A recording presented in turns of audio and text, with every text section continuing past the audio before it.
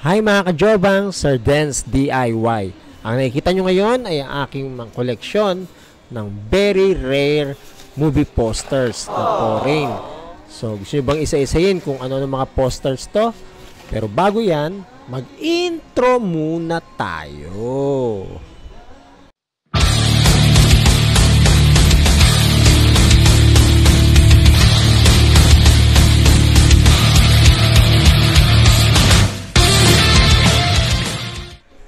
Halika at ating isa-isayin ang aking mga movie poster na talagang inipon mula nung 90s hanggang 2000. Yan yung The Fast and the Furious, saka itong kay Nicolas Cage, Gone in 60 Seconds. Meron din akong Ghost Fighter, Dragon Ball Z. Yan, dalawang poster yan. No? Very rare na yan. Bihira ka na makakita yan. At syempre yung kay Elizabeth Shue, yung Hollow Man. Nandyan din yung Way of the Gun. At syempre, nandyan din yung Soldier by Kurt Russell. Hindi rin papahuli ang The Negotiator ni Samuel L. Jackson. Syempre, yung Kwelang Rush Hour, Chris Tucker and Mr. Jackie Chan. Blade ni Wesley Snipes. Meron din ako dyan. Dalawang kopya, oh. At ayan uli, meron uli akong Hollow Man. Nahiwalay lang to. At syempre, kay Stallone yung Get Carter.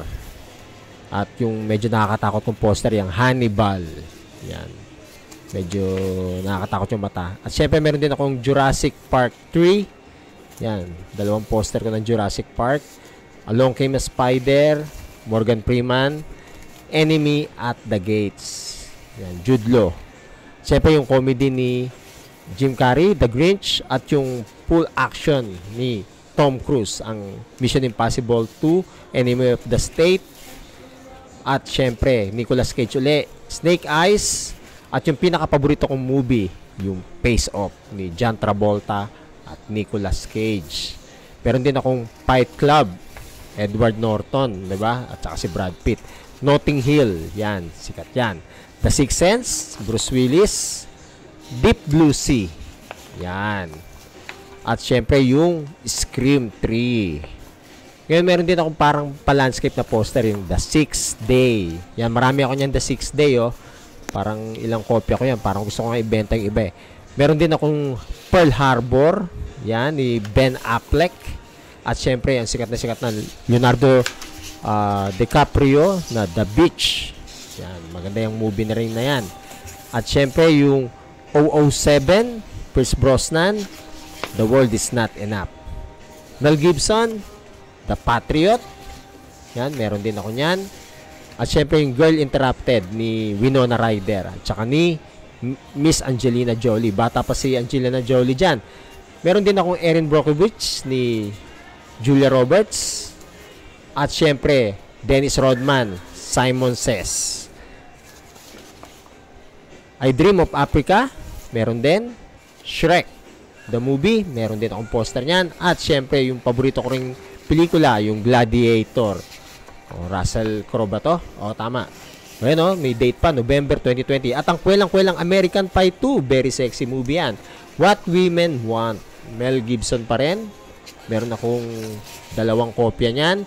Space Cowboys, yan, meron din ako niyan. At yung The Best of Friends, ito, maganda yung poster na yan. Marami magkakagusto niyan. So, meron ako niyang dalawang kopya, o. Friends, Best. At syempre yung Uncensored Road Trip.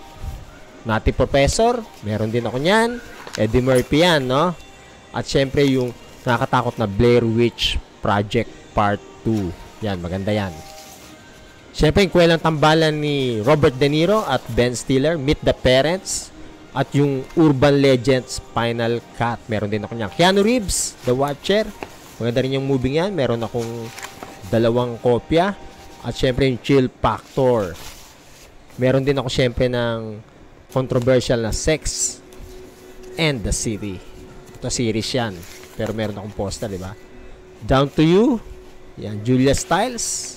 Freddie Prinze nga ba yan? Oo. At yung duets ni Gwyneth Paltrow. Operation Delta Force. Ayan, action din yan. May poster tayo niyan. At yung Autumn in New York. Ngayon, si Family Man naman. Si Nicolas Cage pa rin. Little Nicky, comedy rin ni Mr. Adam Sandler. Yan, maganda yung movie na yan. Next is Boys and Girls. Yan, maganda rin yung pelikulang yan. At syempre, yung pinaka magandang sport movie ni Denzel Washington, ang Remember the Titans. So, meron din tayong Dogma. Yan, maganda rin yan. Loser. Jason Bigg nga ba to? Oh, parang si Jason Bigg yung mata eh. Then, meron din tayong full action movie ni Mel Gibson, ang Payback. No More Mr. Nice Guy. Siyempre, Jennifer Lopez, yung The Cell. Maganda rin yung movie na yan. Prophet, ni Brandon. So, maganda rin yan.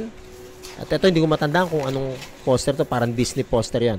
At siyempre, Lord of the Rings, Part 1. Yan, o. Unang-unang sequel ng Lord of the Rings. Ginger Snaps, yan. Mga horror movie yan. Maganda rin yan. At ito yung King and I. Siyempre, may mga pambata rin tayo. Yung Airbud Part 2. Yan, maganda rin yan. The Mummy. Yan, Brendan Fraser nga ba? Oo. Valentine. Maganda rin yung movie na yan. Osmosis Jones. Yan, mga pang batang movie yan. Lucky Numbers, John Travolta and Lisa Kudrow. Isang magandang pelikula rin. Winona Ryder, Lost Souls. So, yan yung mga movie na yan. Oh, yan. Ano to? Ayun, The Avalon. Maganda rin yung pelikulang yan. Dr. Dolittle Part 2. Yan. Jim Carrey. Me, Myself, and Irene. So, maganda rin yung pelikulang yan. At yung kay Michael Dudikoff, The Shooter. Siyempre, meron din akong Dunkin' Donuts Power Ranger. Parang 1996 pa yata yan. Stir of Echoes by Mr. Kevin Bacon. Hangman ng PhilAm na si Lou Diamond Phillips. At yung Rules of Engagement, Tommy Lee Jones. So maganda yung pelikulang yan, about sa sundalo yan. Keeping the Faith, Edward Norton yung lalaki dito, namumukhaan ko. Oo. At syempre, itong drama na What Lies Beneath. At syempre meron din si Shop, Samuel L. Jackson, yung lumabas sa Avengers. Lake Placid. So yan, suspense movie. The Ninth Gate. So kung mapasin yun, dami kong collection ng mga poster to. Talagang inipon ko yan noon. At si Pierce Brosnan, ang Grey Owl. So hindi siya si James Bond dito. So yan, Grey Owl, oh. Ilang piraso pala yung Grey Owl ko. Drive Me Crazy. So parang mga pang teenager comedy na movie. At syempre, Denzel Washington, The Hurricane. At ang PhilAm na si Rob Schneider, Juice Bigelow. Someone Like You. Yan, maganda rin love story na pelikula. At syempre, itong comedy na Tomcats.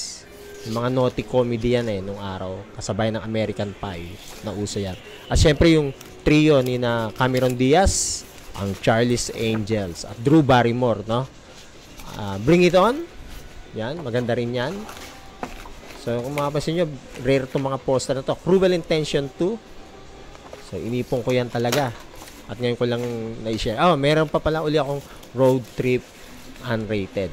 So, yun yung mga sexy comedy na pelikula. At yung Blair Witch 2 or Blair Witch Project.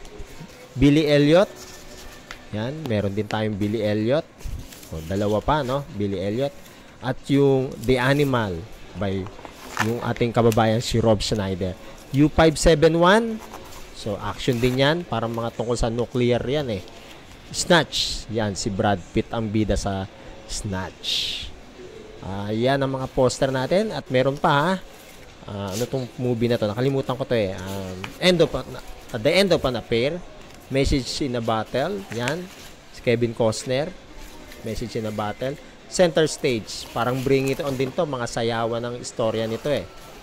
So, ito maganda to. Coyote Ugly.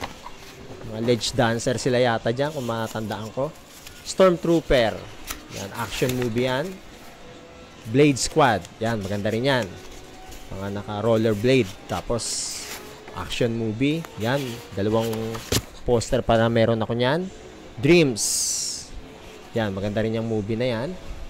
So, lahat yan halos napanood ko rin nung early 2000. The Relic. Yan, suspense. 9.5 Weeks. Maganda rin yan. Ano pa ba? Yan. Clint Eastwood, True Crime. Ito marami ako nito.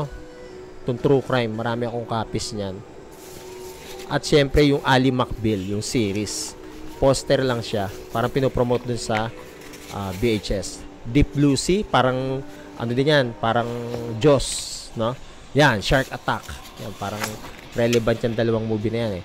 Hemoglobin, suspense din.